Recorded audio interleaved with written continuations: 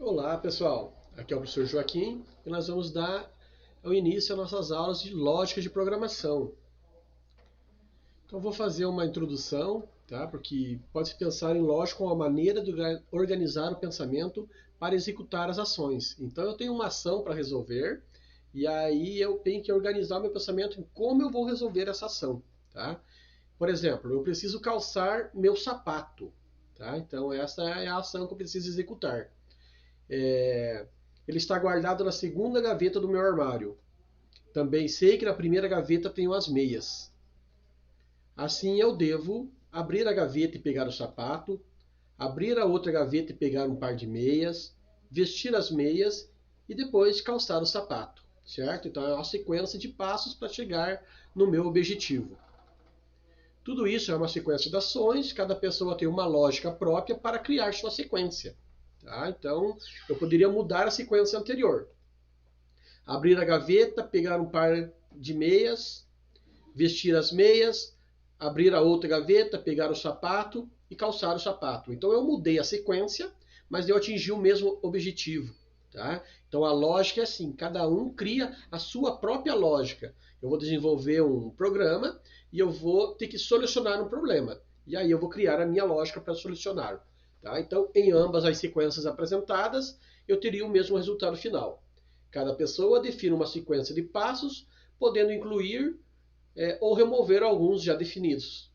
Essa lógica é aplicada a qualquer coisa que fazemos diariamente e muitas das vezes nem nos damos conta.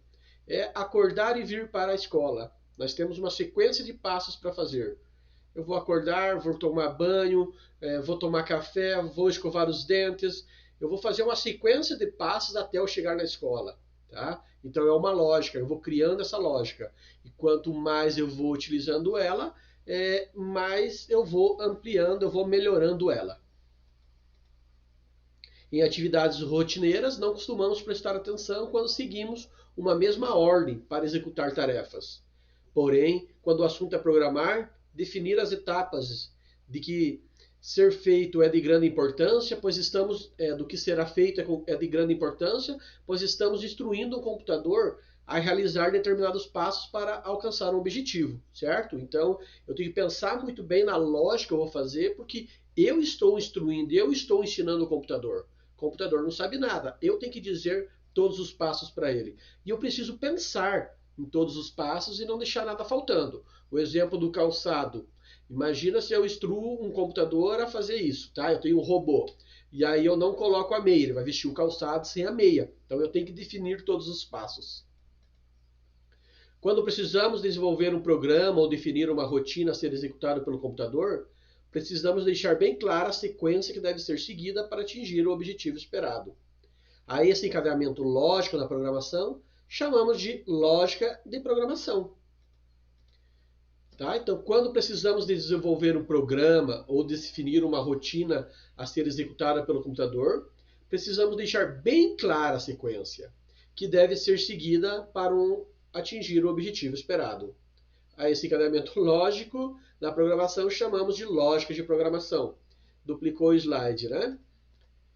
Então, na programação, a lógica envolve o uso correto do raciocínio para o desenvolvimento de soluções válidas e coerentes, resolvendo da melhor forma possível os problemas para o sistema ou programa seja criado, certo? Então eu tenho que ir pensando a melhor forma de criar esse programa.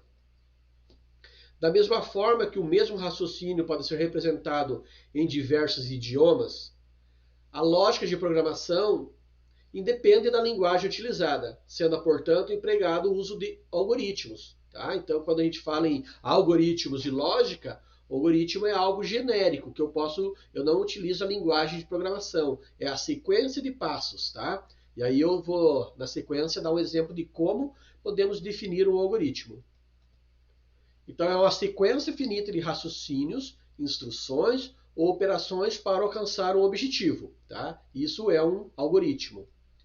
Deve ser especificado passos claros e precisos que, partindo do estado inicial, após um período de tempo finito, produzam um estado final, previsível e bem definido. No desenvolvimento do algoritmo, deve-se definir com clareza e de forma precisa o conjunto de regras ou instruções que serão utilizadas para resolver aquele problema em específico, certo? Então é ali que eu tenho que deixar claro. Portanto, antes de programar, precisamos saber o que deve ser feito e planejar o passo a passo, ou seja, criar o algoritmo e avaliar se o resultado obtido é a solução esperada. Desde um programa simples, onde eu vou receber dois valores, dois números, eu vou fazer a soma deles. Como que eu vou fazer isso? Eu tenho que pensar. Eu vou receber uma variável, vou ter outra variável, vou ter uma variável soma, vou executar a soma, vou exibir.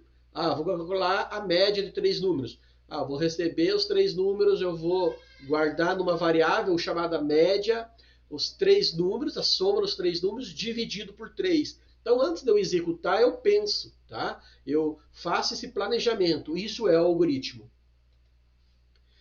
Então, entendido isso, definimos uma linguagem de programação para implementar nosso algoritmo. Depois que eu sei o passo a passo, eu vou fazer uma linguagem de programação, tá? Como representar um algoritmo? Tem algumas formas. Eu vou apresentar as duas mais comuns. Existem algumas maneiras de representar algoritmos que entram com um passo a passo de preparação antes da programação.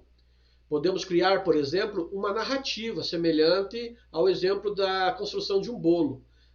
Eu tenho a receita de um bolo, certo? Então, para fazer a receita, descreve a sequência da execução até a obtenção do resultado desejado ou esperado.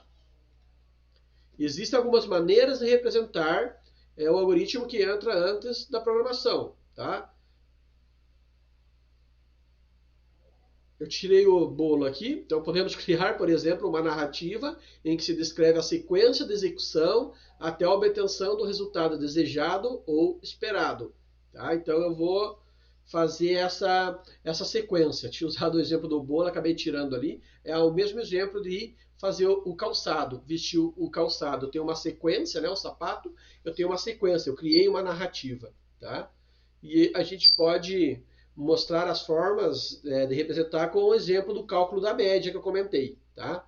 Então, no caso da média, é preciso analisar as notas de 3 bimestres para a disciplina de matemática e verificar se o aluno foi aprovado ou reprovado para uma média maior ou igual a 7. Tá? Então, eu vou ter 3 bimestres e aí eu preciso verificar se ele foi aprovado ou reprovado. Crie um algoritmo. Tá? Então, primeiro uma narrativa, esse é o modelo da narrativa, obter a nota do primeiro bimestre, obter a nota do segundo bimestre, obter a nota do terceiro bimestre, realizar o cálculo da média para cada aluno, certo? Então, maior que 7, maior ou igual a 7 para aprovado, e aí dizer se ele foi aprovado ou reprovado. E, no final, informar a média obtida pelo aluno. Tá? Então, esse é o modelo da narrativa.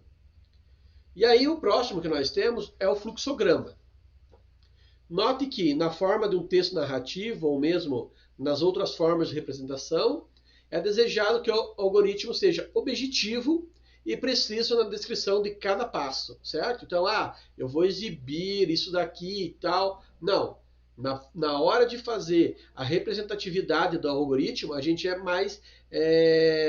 o mais objetivo possível. Tá? Na hora de programar, nós temos todo esse cuidado de exibir para que serve o programa, para o usuário digitar e tal. Então, é um passo a passo ainda mais detalhado. Existe também a opção de usar o modelo visual como um fluxograma, que vamos ver na imagem a seguir. Na minha opinião, é um dos melhores. Tá? Então, eu crio um fluxograma.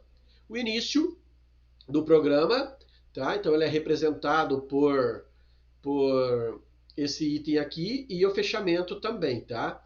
Então eu tenho uma ação que é obter nota 1, depois eu passo a setinha aqui, então eu passo para a opção 2, para obter nota 2, tá? No fluxo, vou seguindo o fluxo. Aí eu tenho obter nota 3, e aí o sistema resolve o cálculo. Cálculo da média. Média é igual a nota 1 mais nota 2 mais nota 3 e os 3 divididos por 3. Tenho o valor da média. E aí eu tenho no fluxo uma condição. Se média for maior ou igual a 6, que deveria ser 7, né? Se for verdadeiro, vem para esse lado. Se for falso, vem para esse lado. É o if e else que a gente faz na programação, tá? Então, se for verdadeiro, exibir que o aluno foi aprovado. Se for falso, dizer que ele foi reprovado. E aí eu fecho esse fluxo e eu exibo a média e eu finalizo o programa, ok? E aí eu tenho a chamada pseudolinguagens, tá? Que não é uma linguagem de programação, ela é chamada do português estruturado, tá? Então, outra forma de representar o algoritmo é utilizando uma pseudolinguagem, que descreve, que escrevemos em português, sem ambiguidades e sem toda a rigidez de uma linguagem de programação. Importante notar que um pseudocódigo é escrito com frases que correspondem à estrutura utilizada em uma linguagem de programação, destacadas em negrito no exemplo a seguir.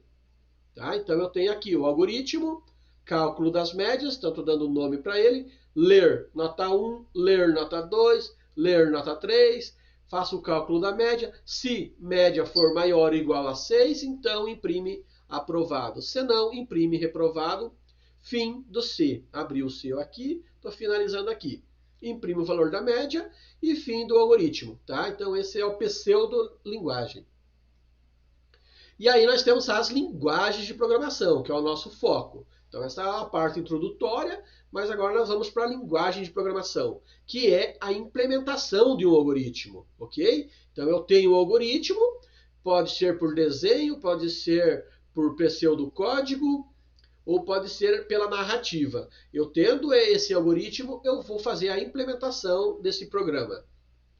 Esse processo é a codificação do algoritmo à linguagem de programação.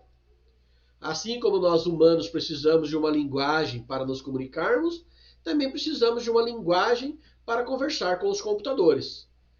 A linguagem de programação é um meio estruturado para passar instruções para a máquina. Para fazer isso, temos à disposição várias linguagens, tá? Então, eu coloquei aqui algumas, que é o C, o C++, que é o C orientado a objeto, o C Sharp, Java, PHP, Python, JavaScript, entre outras, tá? Então, temos várias linguagens de programação aí. Cada uma delas tem suas características particulares e cenários de aplicação, tá? Mas todas elas têm uma mesma estruturação, pensando em algoritmos.